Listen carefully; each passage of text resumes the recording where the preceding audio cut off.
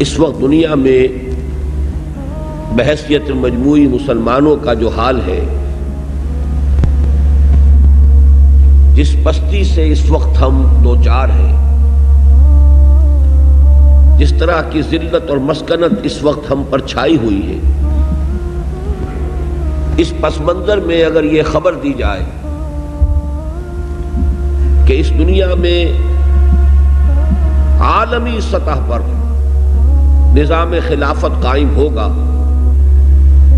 تو یہ بات بظاہر بہت عجیب معلوم ہوتی ہے۔ ز عشق تاب صبوری ہزار فرسنگ است، بہت دور کی بات، انہونی سی بات، ناقابل قیاس بات۔ لیکن میں یہ چاہتا ہوں کہ یہ جو صدی ہے، 20ویں صدی عیسوی، جو اب اختتام کو پہنچا چاہتی ہے، اس کے جو عجائبات ہیں، ایسے واقعات کے جو اس صدی میں رونما ہوئے ہیں، اگر ایک طائرانہ نگاہ ان پر ڈال لی جائے تو واقعہ یہ ہے کہ اندازہ ہوتا ہے کہ جب اس صدی میں یہ سب کچھ ہوا تو یہ دوسری بات بھی محال نہیں ہے، ناممکن نہیں۔ دیکھیے، اس صدی میں 2 عظیم سلطنتیں دنیا کے نقشے سے غائب ہو گئی۔ اس صدی کا آغاز تھا سلطنت عثمانیہ، دی گریٹ آٹومان امپائر، اس کی عظمت، سطوت، اس کی تاریخ، اس کا دبدبہ، اس کو سامنے رکھیے۔ 3 بر اعظموں پر پھیلی ہوئی عظیم سلطنت، پورا شمالی افریقہ، پورا مغربی ایشیا اور مشرقی یورپ کا بہت بڑا رقبہ، اتنی بڑی سلطنت اور نسیم منسیہ ہو گئی، اس کا وجود نہ رہا۔ ترکی کے نام سے ایک چھوٹا سا ملک باقی رہ گیا۔ یہ اس صدی کے بالکل آغاز میں ہوا ہے۔ صدی کے اختتام کے قریب آ کر great Soviet Union, one of the 2 super powers, اس کا رقبہ، اس کا دبدبہ، اس کی سطوت، اس کی شوکت، اس کا رعب امریکہ کو لالے پڑے ہوئے تھے، اس لیے کہ فضائی پروگرام میں، خلائی پروگرام میں وہ امریکہ سے بہت آگے تھے۔ لیکن یہ کہ دیکھتے ہی دیکھتے جیسے برف پگھل جاتی ہے، ایسے اس کا وجود اب دنیا کے نقشے سے ختم ہو گیا، اور یہ 2 سلطنتوں کا دنیا کے نقشے سے غائب ہو جانا اس صدی میں ہوا۔ اور کوئی عجب نہیں کہ ایک تیسرا واقعہ بھی اسی صدی میں رونما ہو جائے، جس کے آثار شروع ہو چکے ہیں۔ اس وقت کی سول سپریم پاور، اب وہ one of the super powers نہیں ہے، سول سپریم پاور امریکہ دراڑیں پڑ چکی ہے، زوال کے آثار سامنے ہیں، اور کوئی عجب نہیں کہ اس صدی کے خاتمے سے پہلے پہلے اس کا بھی وہی حشر ہو جائے جو سوویت یونین کا ہماری نگاہوں کے سامنے ہوا ہے۔ آج یہ بات بڑی ناقابل قیاس معلوم ہو رہی ہے، لیکن ذرا سوچئے کہ چند سال پہلے کیا یہی بات سوویت یونین کے بارے میں قابل قبول اور قابل یقین ہو سکتی تھی؟ لیکن تاریخی حقائق کو دیکھیے، قل سیروا فی الارض، زمین میں گھومو پھرو، تو یہ کہ عجائبات ہے اس صدی کے۔ میں یہ سمجھتا ہوں کہ پوری انسانی تاریخ، جتنی کچھ ہمیں معلوم ہے، وہ 4-5 ہزار سال سے زیادہ کی تاریخ نہیں ہے۔ اس میں کوئی صدی ایسی نہیں آئی ہے جیسی یہ 20ویں صدی عیسوی، جتنے عظیم واقعات اس ایک صدی میں رونما ہوئے ہیں، وہ شاید 1,000 سال میں بھی رونما نہ ہوئے ہو اس سے قبل۔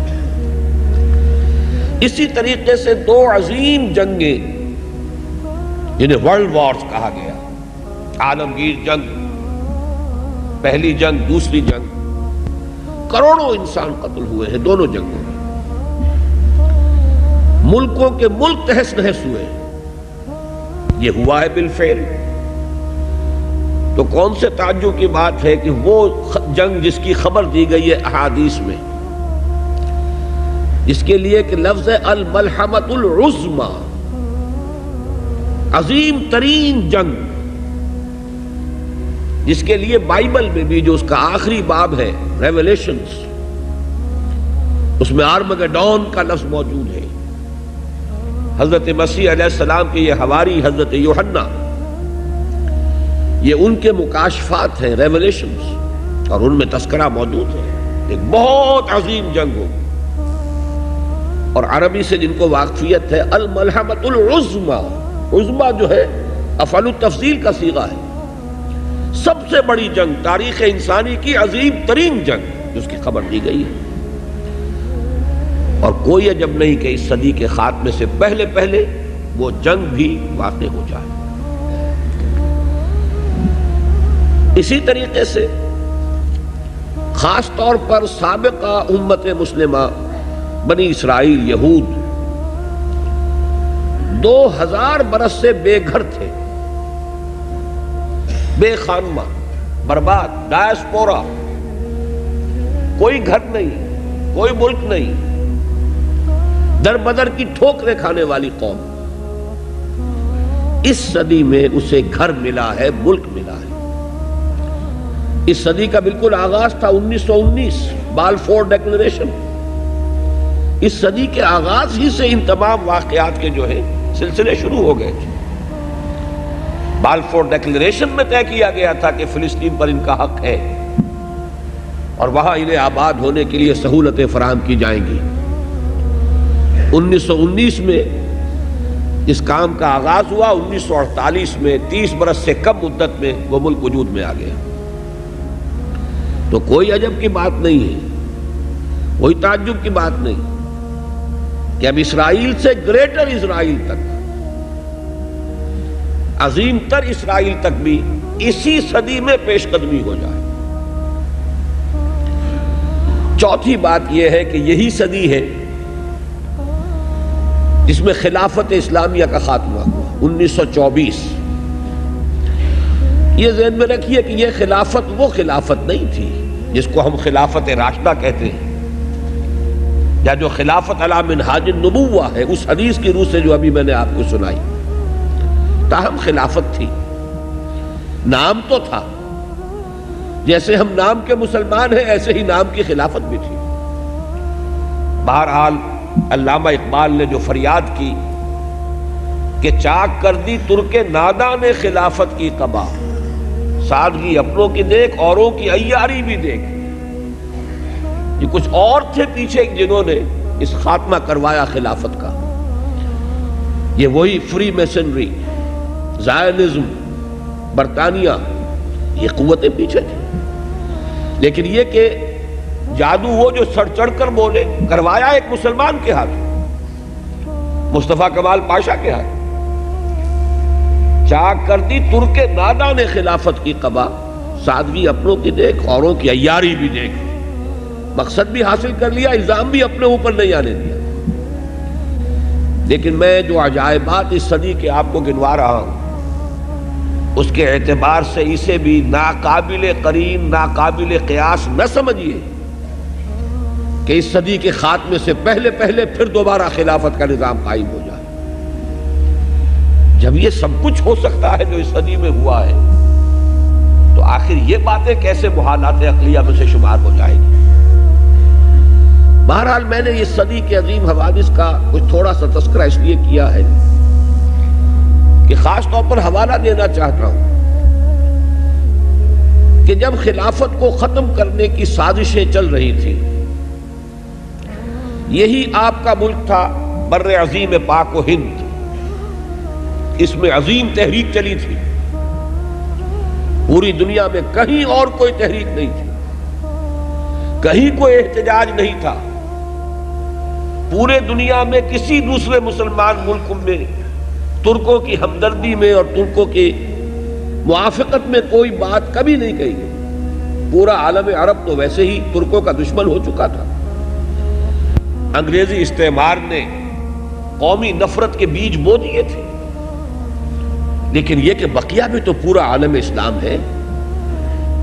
عالم عرب تو اس ملت اسلامیہ کا 1/5 بھی نہیں ہے، باقی 4/5 اس میں نوٹ کر لیجئے صرف یہ بر عظیم پاک و ہند ہے کہ جس میں تحریک چلی، تحریک خلافت، اور کس شد و مد سے چلی، کس زور شور سے چلی کہ ہندوؤں کو اس میں شریک ہونا پڑا،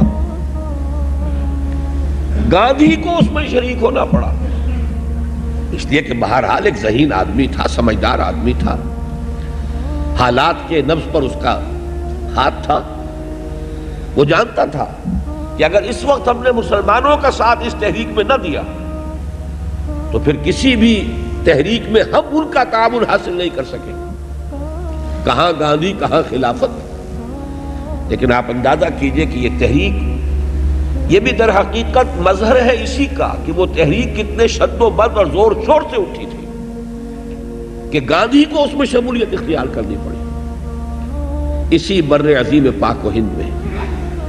اور اب اللہ کا نام لے کر ہم نے اسی ملک میں سے جو بھی ٹکڑا ہمیں ملا ہے پاکستان کے نام سے، اب اس میں تحریک خلافت کا آغاز کیا ہے۔ آغاز تو ہمیشہ حقیر ہوتا ہے، چھوٹا ہوتا ہے، لیکن کوئی تعجب کی بات نہیں ہے۔ آخر بڑے بڑے تناور درخت بھی شروع میں چھوٹے سے نازک پودے کی شکل میں ہوتے ہیں، اللہ تعالیٰ کی قدرت سے بعید نہیں کہ یہ تحریک خلافت کا یہ پودا جو ہے تناور درخت کی شکل اختیار کر لے۔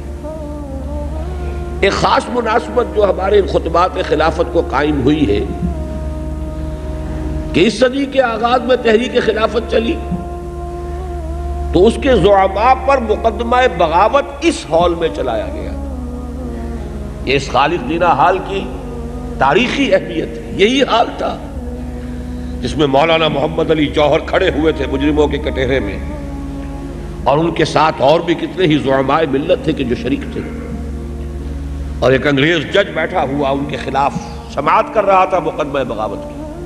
1921 کی بات ہے نا، 62 برس گزرے ہیں، لیکن یہ کہ جیسا کہ میں نے عرض کیا اگر اس وقت وہ عظیم تحریک چلی تو کوئی عجب نہیں کہ اللہ تعالیٰ کے فضل و کرم سے اب یہ تحریک بھی، وقت تو درکار ہوگا لیکن اللہ کے فضل و کرم سے یہ مومنٹم پکڑے، اس میں قوت پیدا ہو، تو نہ یہ اللہ کے فضل و قدرت سے بعید ہے، اور نہ ہی جیسا کہ میں نے عرض کیا اس صدی کے تمام عجائبات اگر آپ کے سامنے ہو تو ان کے اعتبار سے یہ کوئی بہت ہی ایک محال بات نظر آتی ہے۔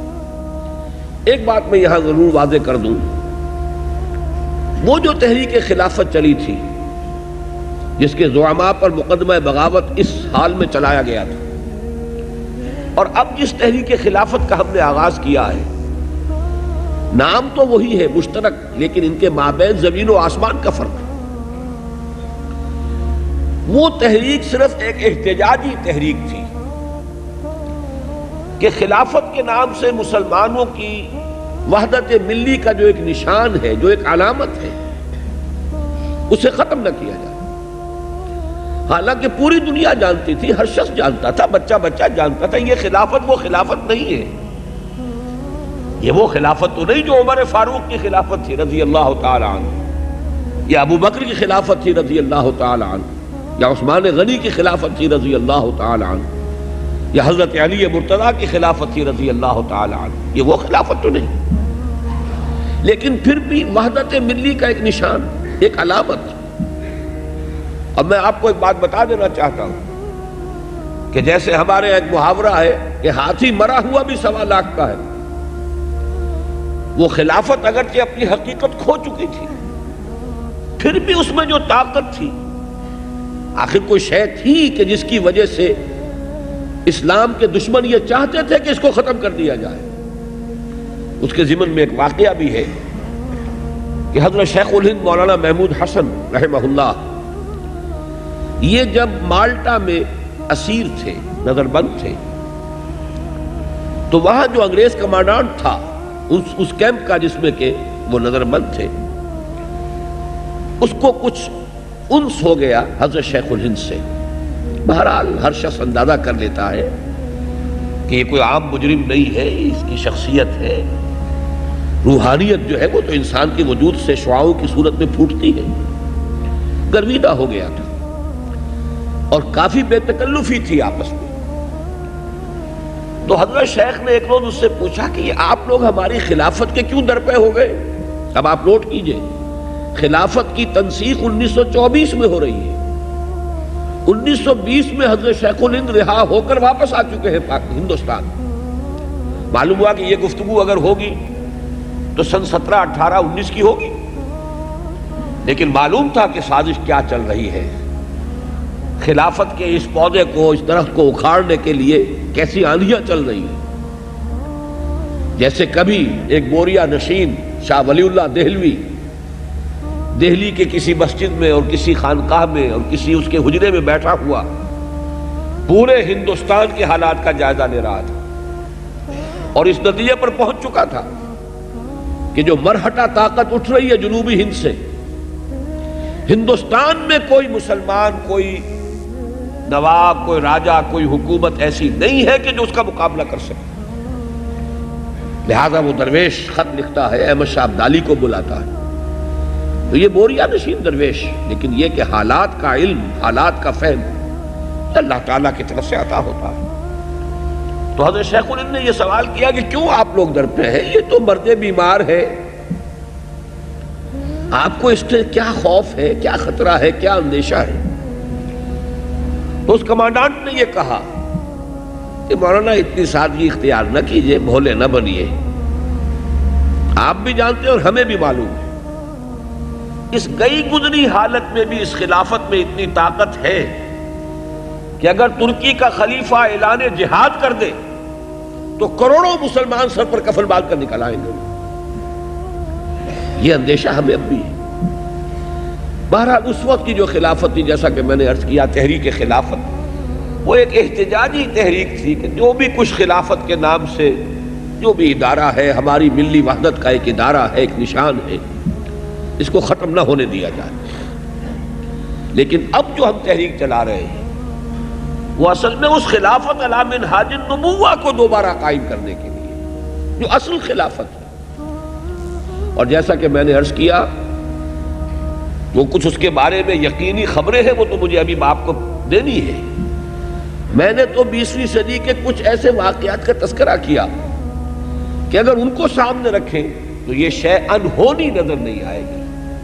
جب اتنے بڑے بڑے حوادث و واقعات اس صدی میں ہو گئے تو کون سا تعجب کی بات ہے کہ یہ واقعہ ابھی ظہور پذیر ہو جائے، بلکہ میں یہاں تک کہنے کی جرات کر رہا ہوں کہ کوئی عجب نہیں کہ اس صدی کے خاتمے سے پہلے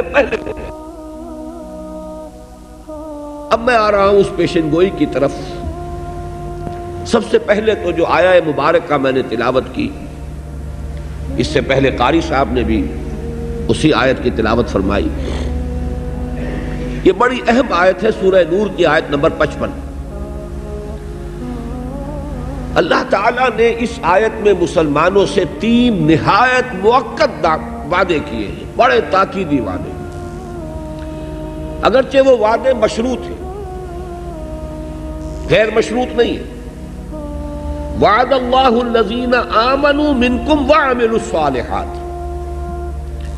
اے مسلمانوں تم میں سے جو لوگ ایمان اور عمل صالح کا حق ادا کر دیں گے، ان سے ہمارا وعدہ ہے، بہت پختہ وعدہ ہے، بہت مؤکد وعدہ ہے۔ کیا وعدہ ہے؟ اصل میں ایک ہی بات کو 3 پیرایوں میں دہرایا ہے، بات تو ایک ہی ہے۔ پہلا انداز کیا ہے؟ پہلا پیرایا بیان کیا ہے؟ لَيَسْتَخْلِفَنَّهُمْ فِي الْأَرْضِ كَمَا اسْتَخْلَفَ الَّذِينَ مِنْ قَبْلِهِمْ،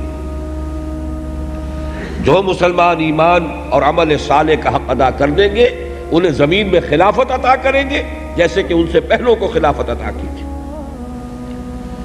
اس کے حوالے سے قرآن مجید سے جس کو تھوڑی سی بھی ذہنی مناسبت ہے اسے وہ آیت یاد آ جانی چاہیے، یا داؤد انا جعلناک خلیفۃ فی الارض، جیسے پہلے خلافت عطا کی تھی، وہ سابقہ امت مسلمہ تھی، اسے بھی خلافت عطا کی تھی، ایسے ہی تمہیں بھی خلافت عطا کریں گے۔ دوسرا وعدہ وَلَيُمَكِّنَنَّ لَهُمْ دِينَهُمُ الَّذِي ارْتَضَىٰ لَهُمْ، اور ان کے لیے ان کے اس دین کو تمکن عطا کریں گے جو اس نے اللہ نے ان کے لیے پسند کر لیا۔ یہاں بھی وہی بات ہے، مناسبت قرآن ہے اگر ذہن کو حاصل تو آیت فوراً یاد آ جانی چاہیے، الیوم اکملت لکم دینکم واتممت علیکم نعمتی ورضیت لکم الاسلام دینا۔ آج کے دن ہم نے تمہارے لیے تمہارے دین کی تکمیل فرما دی، اپنی نعمت کا اتمام فرما دیا، اور تمہارے لیے اب ہمیشہ کے لیے اس دین اسلام کو پسند فرما دیا۔ وہ دین جو ہے فرمایا وَلَيُمَكِّنَنَّ لَهُمْ دِينَهُمُ الَّذِي ارْتَضَىٰ لَهُمْ، اس دین کو کہ جو اللہ نے پسند فرمایا ہے ان کے لیے، اسے تمکن عطا کرے گا، غلبہ عطا کرے گا، وہ پامال نہیں رہے گا، مغلوب نہیں رہے گا۔ وہ جو فریاد کبھی حالی نے کی تھی کہ اے خاصہ خاصان رسول وقت دعا ہے، امت پہ تیری آ کے عجب وقت پڑا ہے۔ وہ دین جو بڑی شان سے نکلا تھا وطن سے، پردیس میں وہ آج غریب الغربا ہے۔ یہ دین پامال نہیں رہے گا۔ تیسرا وعدہ وَلَيُبَدِّلَنَّهُم مِّن بَعْدِ خَوْفِهِمْ أَمْنًا،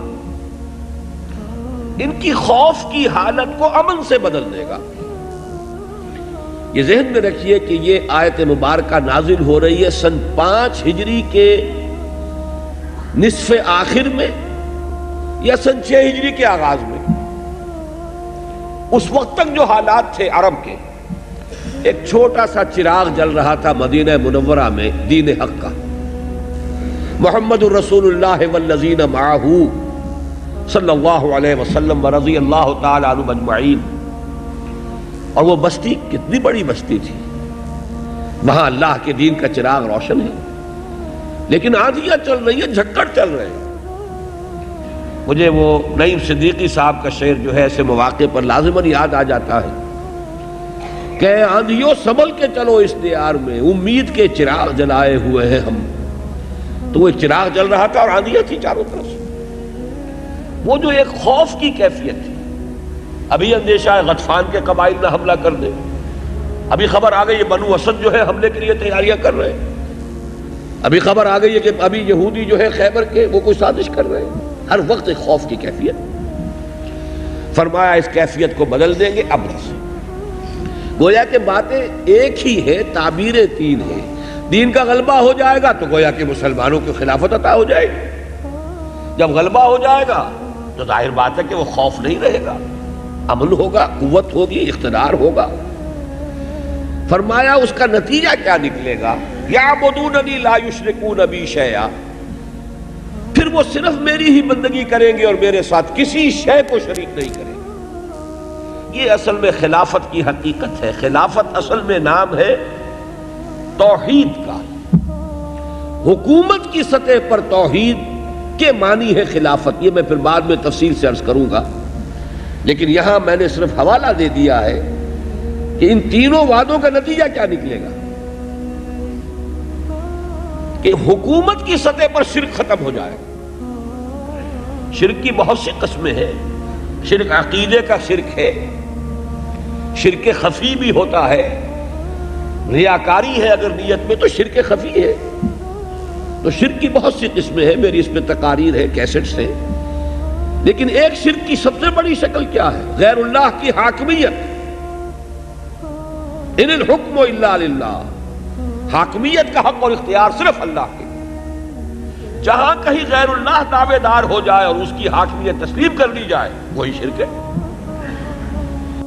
لہذا غیر اللہ کی حاکمیت ختم کر کے خلافت کا نظام قائم کر دیا جائے، یہ توحید ہے حکومت کی سطح پر۔ فرمایا آخری الفاظ آیت مبارکہ کے وَمَنْ كَفَرَ بَعْدَ ذَلِكَ فَأُولَٰئِكَ هُمُ الْفَاسِقُونَ۔ یہاں کفر کے دونوں معنی لیے جا سکتے ہیں۔ کفر ایک ہے قانونی کفر، اسلام کا انکار کرنا، نبی کی نبوت کا انکار کرنا، کسی بھی ضروریات دینی میں سے کسی شے کا انکار کرنا۔ ایک کفر کے معنی ہے ناشکری، لَإِن شَكَرْتُمْ لَأَزِيدَنَّكُمْ وَلَإِن كَفَرْتُمْ إِنَّ عَذَابِي لَشَدِيدٌ۔ میرے نزدیک یہاں یہ دوسرے معنی زیادہ ہے، ایپلیکیبل ہیں، منطبق ہوتے ہیں کہ ہمارے اتنے پختہ وعدوں کے بعد بھی اگر تم کمر ہمت نہ کسو تو گویا کہ تم نے ہمارے وعدوں کی ناشکری اور ناقدری کی۔ وَمَنْ كَفَرَ بَعْدَ ذَلِكَ فَأُولَٰئِكَ هُمُ الْفَاسِقُونَ۔ تو ایسے لوگ تو بہت ہی سرکش ہیں۔ بہرحال دوسرے معنی بھی ہو سکتے ہیں کہ جب یہ نظام قائم ہو جائے گا اس کے بعد بھی جو کفر پر اڑا رہے تو اس کے معنی یہ ہے کہ اس میں سرے سے کوئی خیر ہے ہی نہیں، شیطنت کا مجسمہ ہے۔ بہرحال یہ آیت مبارکہ نازل ہوئی جیسا کہ میں نے عرض کیا سن 5 کے اواخر یا سن 6 کے اوائل میں۔ آگے چلنے سے پہلے نوٹ کر دیجئے تقریباً اسی زمانے کے لگ بھگ سورہ صف نازل ہوئی۔ سورہ صف کی بھی میں نے اس وقت صرف 3 آیات کی تلاوت کی تھی۔ پہلی آیت ذہن میں رکھیے اس لیے کہ اس کا اطلاق اس وقت کے حالات پر بھی ہو رہا ہے 100%۔ یریدون لیطفئوا نور اللہ بافواہہم، یہ چاہتے ہیں کہ اللہ کے نور کو اپنے منہ کی پھونکوں سے بجھا دیں۔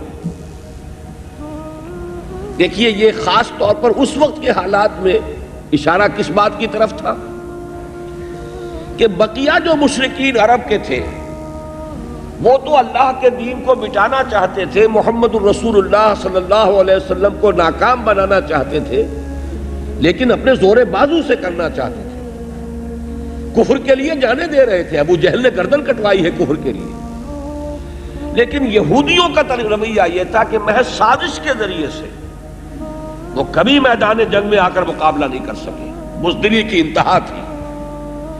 جب بنو قریظہ کا معاملہ ہوا ہے اس کے بعد اتنا ہتھیار برآمد ہوا ہے کہ اگر وہ اسے استعمال کرتے تو واقعہ یہ کہ مسلمانوں کو شدید نقصان پہنچ سکتا ہے، لیکن قرآن مجید نے ان کی بزدلی کا نقشہ کھینچا ہے کہ یہ کبھی تم سے کھلے میدان میں مقابلہ نہیں کر سکیں گے، لیکن یہ کہ او من ورائے جدر فی قرن محصنۃ او من ورائے جدر، بڑے ہی فورٹیفائڈ قسم کے قلعوں کے اندر، یا یہ کہ فسینوں کے پیچھے سے عورتوں کی طرح یہ جنگ کریں گے، تو یہ اپنے منہ کی پھونکوں سے اللہ کے نور کو بجھانا چاہتے ہیں۔ بعد میں تفصیل سے عرض کروں گا، اس وقت نوٹ کر لیجئے آج بعین ہی یہی شکل ہے۔ آج منہ کی پھونکیں کیا ہے؟ ذرائع ابلاغ کے ذریعے سے جو پروپیگنڈا ہو رہا ہے، مسلم فنڈامنٹلزم، اس کا جو ایک ہوا کھڑا کر دیا گیا ہے، معلوم ہوا پوری دنیا کو، تہذیب کو، تمدن کو، ہر اعلیٰ قدر کو بہت بڑا خطرہ لاحق ہو گیا ہے مسلم فنڈامنٹلزم سے۔ تمام قوت جو ہے پروپیگنڈے کی، تمام قوت جو ہے ذرائع ابلاغ کی، اس کو ختم کرنے کے لیے، اس کی کردار کشی کے لیے یہ استعمال ہو رہی ہے۔ بالکل وہی نقشہ ہے، یریدون لیطفئوا نور اللہ بافواہہم واللہ متم نورہ ولو کرہ الکافرون، لیکن اللہ تعالیٰ تو اپنے نور کا اتمام فرما کر رہے گا چاہے یہ کافروں کو کتنا ہی ناپسند۔ هو الذی ارسل رسولہ بالہدی ودین الحق لیظہرہ علی الدین کلہ ولو کرہ المشرکون، وہ تو وہ ہے تبارک و تعالی جس نے بھیجا ہے اپنے رسول کو صلی اللہ علیہ وسلم الہدی اور دین حق دے کر، تاکہ غالب کرے اسے کل کے کل ادیان پر، پورے نظام زندگی پر، چاہے یہ مشرکوں کو کتنا ہی ناگوار ہو۔ یہاں بھی مشرک نوٹ کر لیجئے، ایک عقیدے کا مشرک ہے، ایک وہ ہے کہ جو حکومت کی سطح پر اللہ کے سوا کسی اور کو بٹھاتا ہے تخت حکومت پر، یہ سب سے بڑا شرک ہے۔ وَلَوْ كَرِهَ الْمُشْرِكُونَ، دین کا غلبہ، یہ ہے مقصد بعثت محمدی صلی اللہ علیہ وسلم، وَيَكُونَ الدِّينُ كُلُّهُ لِلَّهِ، دین کل کا کل اللہ کے تابع ہو جائے۔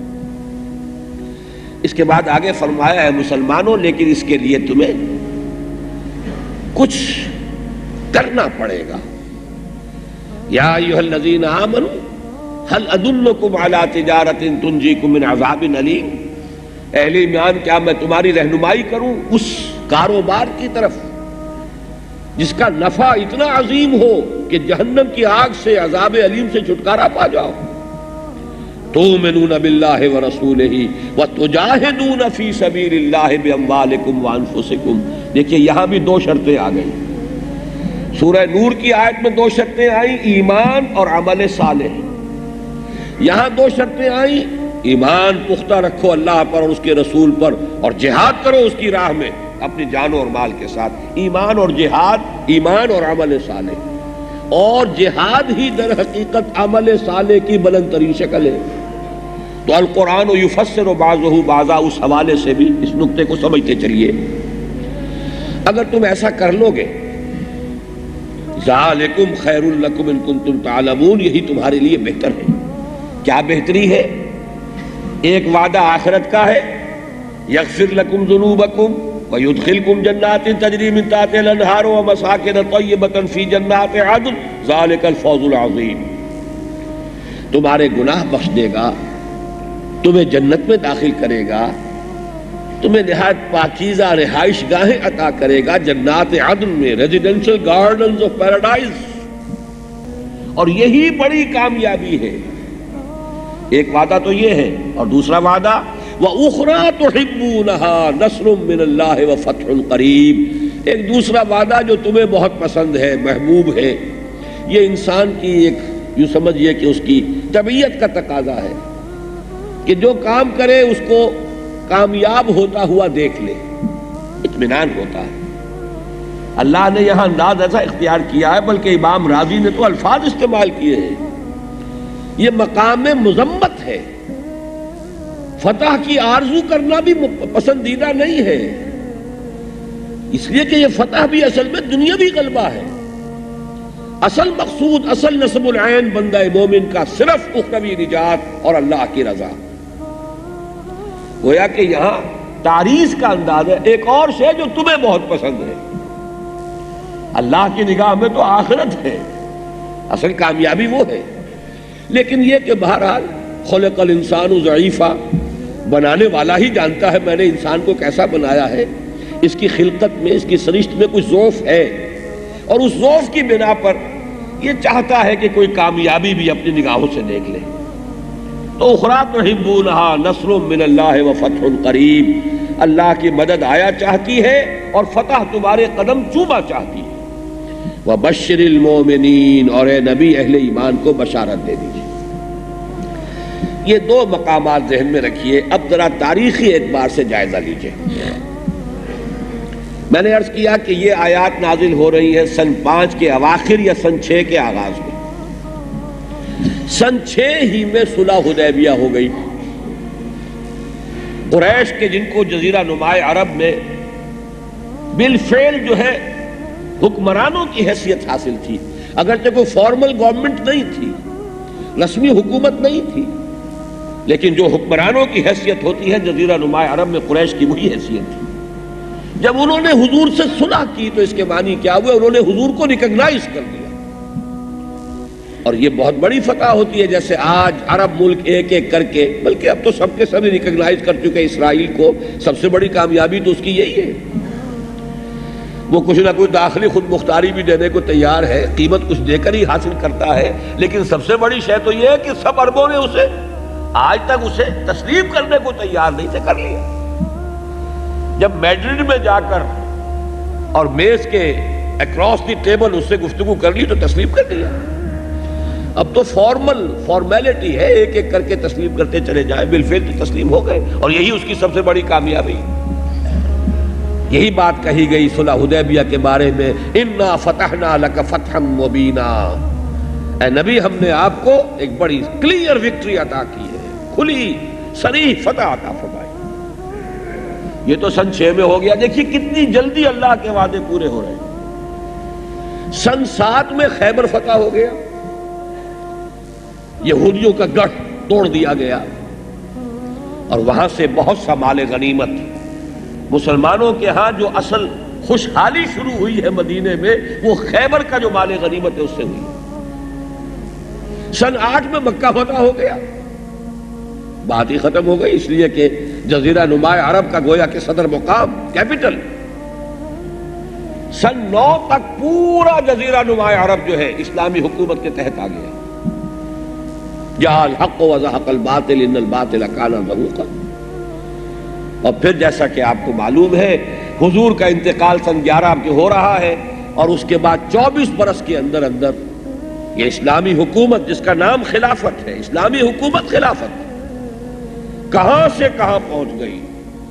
تقریباً شمالی افریقہ پورا کا پورا، ادھر دریائے جیہوں تک، ادھر کوہ قاف تک، کوکیشیا تک، یمن سے لے کر کوکیشیا، آکسس سے لے کر اٹلانٹک، یہ پورا علاقہ جو ہے اس پر نظام خلافت قائم ہے۔ تو پہلی بات تو ہم نے یہ دیکھ لی کہ اللہ نے جو وعدے کیے تھے کتنی جلدی، کتنی تھوڑی سی مدت میں وہ وعدے پورے ہو گئے۔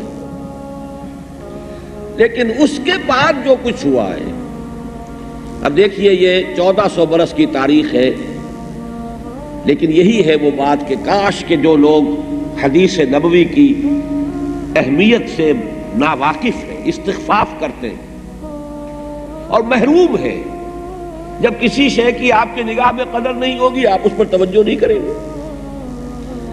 آپ کو معلوم ہے کہیں ذرا سی امید ہو جائے یہاں تیل ہے، کروڑوں روپے خرچ کر دیتے ہیں وہاں ایکسپلور کرنے کے لیے، اس لیے کہ امید ہے کہ یہاں تیل ہے۔ کہیں سونے کی توقع ہو جائے تو جو بھی کچھ، اسی طریقے سے جہاں انسان کو امید ہوتی ہے کہ کچھ ملے گا وہاں محنت صرف کرتا ہے، اور جہاں معلوم ہو کچھ ہے ہی نہیں کاہے کو محنت کرے گا۔ حدیث نبوی جو ہے، ایک حدیث نے 1400 برس کی تاریخ مسلمانوں کی جو ہے امت مسلمہ کی اسے سمپ کر دیا ہے، یکجا کر دیا۔ یہ حدیث ہے جو میں نے ابھی آپ کو سنائی، مسند احمد ابن حنبل کی روایت ہے حضرت نعمان ابن بشیر رضی اللہ تعالی عنہ سے۔ حضور نے اپنے زمانے سے لے کر قیامت تک 5 ادوار کا تذکرہ کیا۔ تکون النبوۃ فیکم ما شاء اللہ ان تکون، اے مسلمانوں نبوت تمہارے مابین موجود رہے گی، یعنی میں موجود رہوں گا بنفس نفیس صلی اللہ علیہ وسلم، جب تک اللہ چاہے گا۔ پھر اللہ اس دور کو اٹھا لے گا، یعنی میرا انتقال ہو جائے گا۔ انک میت وانہم لمیتون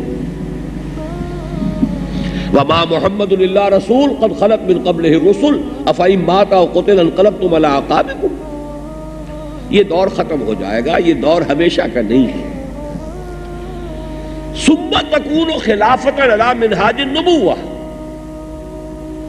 پھر ایک دور ہوگا خلافت کا جو نبوت کے طریقے پر ہوگی۔ منہاج، نہج ہم طریقے کے لیے استعمال کرتے ہیں، اس نہج سے، اس طریقے سے۔ منہج راستے کو کہتے ہیں، طریق عربی میں راستے ہی کے لیے ہے۔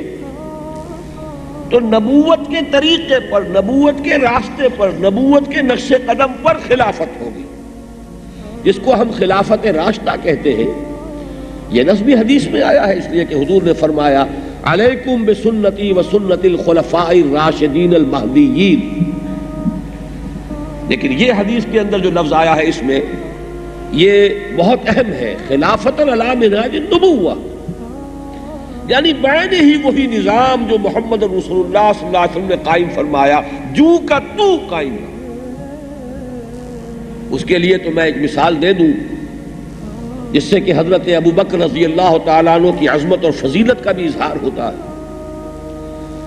کہ جو فتنے بڑے بڑے اٹھے ہیں حضور کے انتقال کے بعد، بہت سے جھوٹے نبی کھڑے ہو گئے۔ ایک نیا فتنہ اٹھا کہ ہم زکوٰۃ نہیں دیں گے، مانعین زکوٰۃ۔ اس وقت حضرت عمر تک نے بھی مشورہ دیا رضی اللہ تعالی عنہ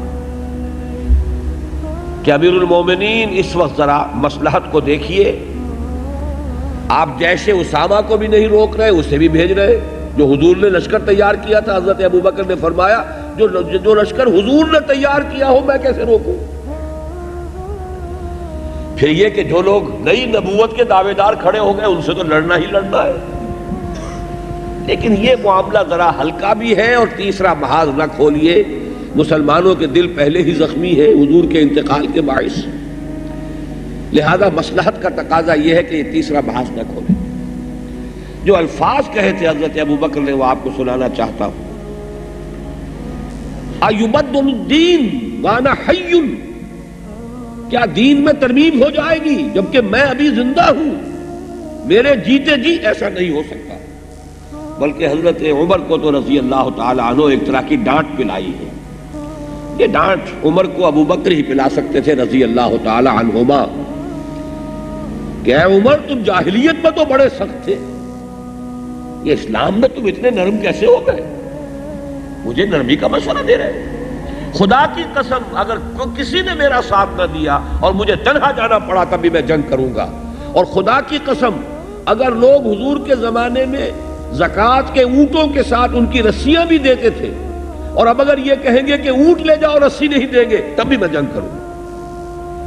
اس لیے کہ اتنی ترمیم بھی دین محمد میں صلی اللہ علیہ وسلم ناقابل قبول ہے. تو بین ہی وہ نظام کیا تھا، یہ میرا کل کا موضوع ہے. وہ نظام تھا کیا؟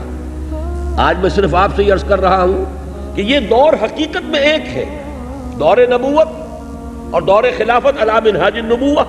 بات تو ایک ہی ہوئی، نوعیت کے اعتبار سے فرق نہیں ہے. جیسے ما انا علیہ واصحابی بریکٹڈ ہے محمد الرسول اللہ صلی اللہ علیہ وسلم اور صحابہ کرام، محمد الرسول اللہ والذین معہ علیکم بسنتی وسنت الخلفاء الراشدین المہدیین، اس طرح بریکٹڈ ہے. اسی طرح حضور کا دور اور دور خلافت علی منہاج النبوہ بریکٹڈ ہے. اس لیے فرمایا کہ نبوت کے نقش قدم پر خلافت کا یہ دوسرا دور ہوگا. لیکن یہ دور بھی دائم نہیں ہے، ایک وقت آئے گا یہ بھی ختم ہو جائے گا. فَتَكُونُ مَا شَاءَ اللَّهُ أَن تَكُونُ، یہ جاری رہے گا جب تک اللہ چاہے گا کہ جاری رہے، پھر اللہ اسے بھی اٹھا لے گا. ثُمَّ تَكُونُ مُلْكًا عَاضًا، پھر تیسرا دور آئے گا اور وہ ہوگا ملوکیت کا دور، بادشاہت کا دور. اور ملوکیت بھی کٹ کھنی، کاٹ کھانے والی. عض یعض کے معنی کاٹنا، دانتوں سے کاٹنا. یہ ملوکیت آئے گی، کٹ کھنی ملوکیت. اب اس میں ذرا نوٹ کر لیجئے، واقعہ یہ ہے کہ جو دور بنو امیہ ہے، ملوکیت تو وہ بھی ہے، اگرچہ کہتے تو وہ اپنے آپ کو خلفاء ہی تھے، چاہے وہ بنو عباس کے تھے اور بنو امیہ کے تھے، اور چاہے بعد میں وہ آل عثمان کے ہوئے. اور یہ عثمان حضرت عثمان نہیں ہے، یہ تو وہ ترک سردار عثمان جن سے کہ اوٹومان یہ پورا سلسلہ چلا ہے، یہ بھی خلفاء ہے. لیکن یہ کہ حقیقت میں خلافت علی منہاج النبوہ ختم ہو گئی ہے حضرت علی رضی اللہ تعالیٰ عنہ کے بعد. اب تدریجاً ملوکیت کی طرف قدم بڑھا ہے. ملوکیت پوری شان و شوکت کے ساتھ تو جا کر دور بنو عباس میں ظاہر ہوئی ہے، جب محل بنے ہیں اور ٹھاٹ جمے ہیں. ورنہ بنو امیہ کے دور میں ابھی عربوں کی جو اصل بدوی حضارت تھی وہ برقرار تھی. لیکن ظلم کا آغاز تو ہو گیا. جو کچھ ہوا کربلا میں حضرت حسین ابن علی رضی اللہ تعالی عنہما کے ساتھ اور ان کے ساتھیوں کے ساتھ، جو کچھ ہوا عین حرم مکہ میں عبداللہ ابن زبیر رضی اللہ تعالی عنہما کے ساتھ، جو کچھ ہوا مدینہ منورہ میں واقع حرہ میں، جو سینکڑوں تابعی شہید ہوئے حجاج ابن یوسف کے ہاتھوں، پھر جس طرح محمد ابن قاسم جو یہاں جھنڈا لے کر آ گئے تھے، جیسے بلا کر انہیں شہید کر دیا گیا. اور کیوں کر دیا گیا؟ کوئی جرم نہیں تھا سوائے اس کے کہ یہ نوجوان بہت پاپولر ہو گیا ہے. اس درجے یہاں حد عزیز ہو گئے تھے محمد ابن قاسم کہ یہاں کے ہندوؤں نے انہیں اوتار مان لیا تھا. یہ انسان نہیں ہے، اوتار ہے. اتنا نیک اس نوجوانی میں، در جوانی توبہ کردن شیوائے پیغمبری است. لہذا ان کے بت بنا کر پوجنے شروع کر دیے تھے، اپنے مندروں کے اندر بت رکھ لیے تھے. وہ تو ظاہر بات ہے ان کی اپنی ایک سوچ ہے. وہ سمجھتے تھے کہ یہ کردار کسی انسان کا ہو ہی نہیں سکتا، یہ تو گاڈ انکارنیٹ ہے، یہ تو در حقیقت اوتار ہے، لہذا اس کو پوجو. اس بنیاد پر بلا کر کے کہیں اس کی یہ پاپولیرٹی ہماری حکومت کے لیے خطرہ نہ بن جائے. ملوکیت برداشت نہیں کر سکتی. اور بہن واقعہ یہ کہ اس وقت اگر محمد ابن قاسم کو ریکال نہ کر لیا گیا ہوتا تو کوئی عجب نہیں کہ اسی وقت پورا ہندوستان جو ہے وہ دارالاسلام میں داخل ہو جاتا. لیکن وہ قدم رک گئے. یہی معاملہ ہوا ہے موسیٰ ابن نصیر کے ساتھ. وہ بوڑھے جرنیل جن کے ایک یوں سمجھیے کہ نوجوان کمانڈر طارق ابن زیاد نے ہسپانیہ کو فتح کیا. کہاں تک وہ جو ہے ایڈوانس جاری تھی، یوں سمجھیے کہ فرانس کے قلب تک مسلمان پہنچ چکا تھا اس وقت. شاید 200 میل کا فاصلہ پیرس کا ہے جہاں پہ آخری جو ہے جنگ لڑی گئی. لیکن موسیٰ ابن نصیر کو بھی بلا کر بس یہ ہے کہ جان تو بخشی کر دی گئی، اس لیے کہ بوڑھے تھے بہت. لیکن توہین اور تسلیل انتہائی کی گئی. تو یہ تو ابھی یوں سمجھیے لچھن ہے ملوکیت کے ابھی آغاز میں. آگے آگے دیکھیے ہوتا ہے کیا. پھر جو محل جمے ہیں اور عیش کے ٹھاٹھ جمے ہیں، پھر جو کچھ ہوا ہے ان محلات کے اندر جو دنیا میں بادشاہوں کے ہاں ہوتا ہے، تو یہ در حقیقت یہ دور ملوکیت کا دور ہے. اور ملوکیت کے بارے میں فرمایا ملکن عاضا، یہ تیسرا دور ہے. یہ بھی رہے گا جب تک اللہ چاہے گا، پھر یہ بھی ختم ہو جائے گا. پھر چوتھا دور آئے گا. اور واقعہ یہ بات محمد الرسول اللہ صلی اللہ علیہ وسلم ہی فرما سکتے تھے. اور میں یہ سمجھتا ہوں کہ شاید اس وقت کسی کی سمجھ میں نہ آیا ہو کہ یہ بات آپ نے کیا فرمائی. ثم تکون ملکن جبریا، پھر چوتھا دور ہوگا ملوکیت کا جو مجبوری والی ملوکیت ہوگی. اب کیا فرق ہے ملکن عاضن میں ظالم کٹکھنی ملوکیت اور ملکن جبرین جابر اور جبر والی ملوکیت؟ کوئی فرق تو ہوگا نا. جب مستقل ادوار علیحدہ گن رہے ہیں محمد الرسول اللہ صلی اللہ علیہ وسلم. بہرحال نہیں کہا جا سکتا کہ اس وقت کیا سمجھا گیا ہو. آج وہ بات جو کہ پیش آ چکی ہے اس لیے واضح طور پر سامنے آ گئی. اور عظمت حدیث نبوی کا در حقیقت یہ بھی ایک بہت بڑا مظہر ہے. اس سے مراد ہے وہ دور جس میں ہم غیر مسلم اقوام کے غلام بن گئے.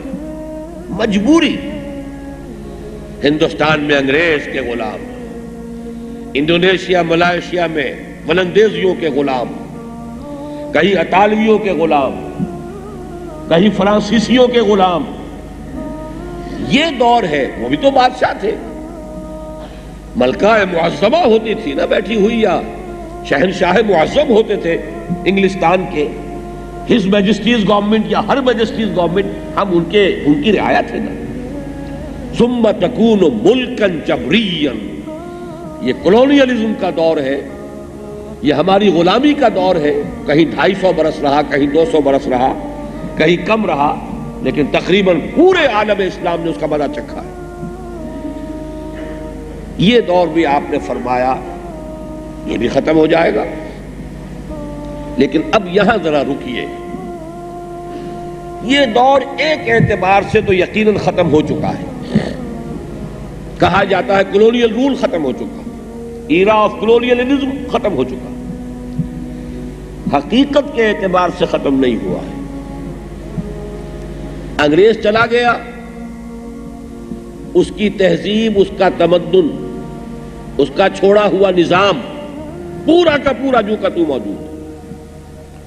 میں دیکھ رہا تھا آپ حضرات کے ہاتھ میں وہ 4 ورقہ بھی ہے غالباً جو تقسیم ہوا ہے، اس میں پڑھیے گا جا کر.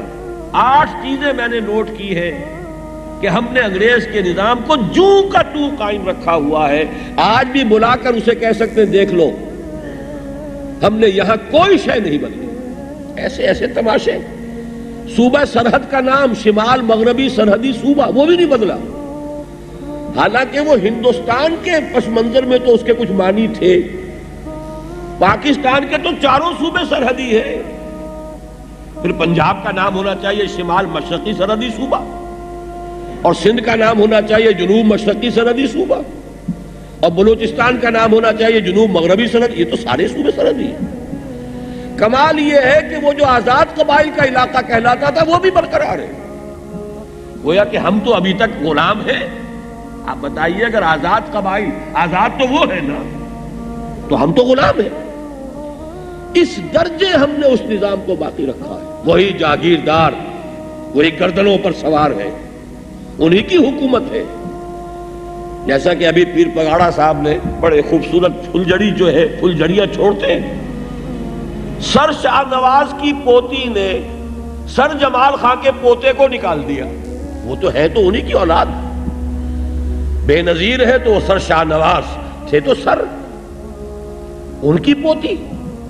اور جو صدر بنے ہیں لغاری صاحب، فاروق احمد لغاری، وہ سر جمال خان کے پوتے. نکال دیا. انہوں نے کہا پارٹی سے نکال دیا، اس لیے کہ وہ صدر بننے کے بعد انہوں نے پیپلز پارٹی سے استعفیٰ دے دیا ہے. بہرحال یہ تو ایک صرف یوں سمجھیے کہ ایک پھلجھڑی تھی ان کی، لیکن یہ کہ اصل حکومت تو انہی کی ہے. وہی جاگیردار انگریز کے بنائے ہوئے. آج یہ وہی حکمران ہے۔ تہذیب ان کی، تمدن ان کا، علوم ان کے، فنون ان کے، ہماری معیشت کو وہ کنٹرول کریں۔ آئی ایم ایف ہو، ورلڈ بینک ہو، وہاں سے ٹیکسیشن کی ہدایات آئے، ریلوں کے کرائے بڑھانے کا حکم چلا آ رہا ہو، اندازہ تو کیجیے۔ تو حقیقت میں وہ دور ختم نہیں ہوا۔ آج کے زمانے میں ریموٹ کنٹرول بہت معروف شے ہے، براہ راست حکومت ختم ہو گئی ہے۔ ریموٹ کنٹرول آج بھی انہی قوتوں کا ہے ہم پر، پورے عالم اسلام میں۔